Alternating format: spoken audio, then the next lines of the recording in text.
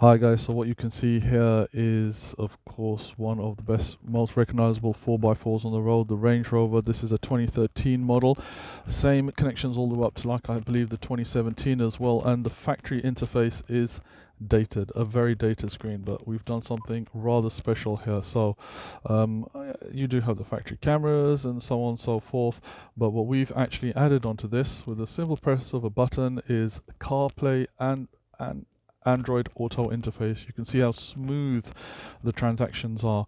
We've got put a USB in there, you can got movies playing, and you can in fact run Android Auto and Apple CarPlay at the same time. CarPlay is wireless.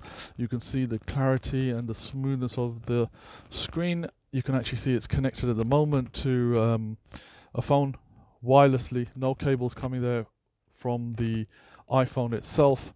Whereas Android Auto, it does require a cable, but you're actually having the interaction of both at the same time. So rather a clever piece of kit. Do get in touch with us if you want it installed. It's a full day's job, but it will transform the use of your vehicle, keep you safe on the roads, and a lot more infotainment and connectivity as well.